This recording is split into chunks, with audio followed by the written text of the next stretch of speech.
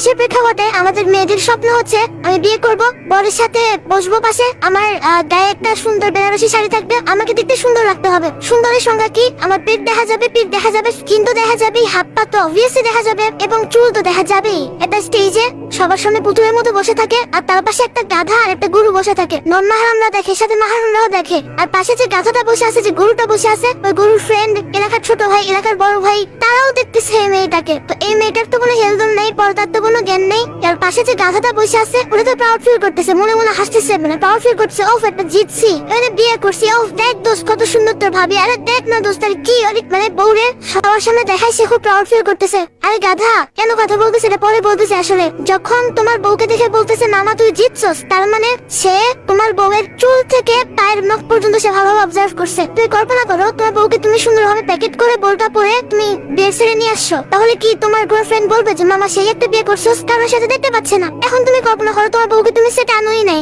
Just মাহারামের সাথে সে তার ফ্যামিলিতে আছে, তাহলে কি তোমার কোনো ফ্রেন্ড বলতে পারবে যে মামা সেই একটা জিতছস, কারণ সে তোমার বউকে দেখে নেই? তোমার এই জিনিসটা গায়ে হতে লাগে না? আমি নিজে কাবিন নামা দিয়ে, নিজে মহরানা দিয়ে, নিজে সেট অ্যারেঞ্জ করে, নিজে অনুষ্ঠান করে, নিজে সব কস্টিউম মেইনটেইন করে, নিজের পকেট থেকে টাকা দিয়ে আমি সবাইকে দেখাচ্ছি বউকে। তাই তোমাকে আমি গাধা বললাম। আল্লাহ তাআলা কুরআনে বলেন সেই ব্যক্তি চতুষ্পদ জন্তুর থেকেও খারাপ, বালহুম আযাল, যে চোখ থাকতে দেখে না, যে কান থাকতে শোনে না, যে অন্তর থাকতে উপলব্ধি করে না, সে চতুষ্পদ জন্তুর চেয়ে নিকৃষ্ট।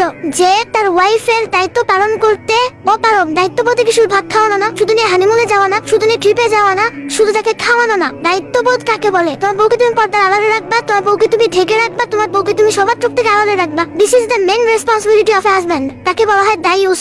যে তার বউয়ের পর্দা মেইনটেইন করতে পারো, যে তার বউয়ের হায়া মেইনটেইন করতে পারো, সে ব্যক্তি হচ্ছে দায়ুস। আর দায়ুস কখনো জান্নাতে যাবে না, লা ইয়াদখুলুল জান্নাহ। তাহলে তুমি জাহান্নামে হচ্ছ, এট দ্য সেম টাইম তুমি হচ্ছে গরু ছাগল, কুকুর বিড়াল।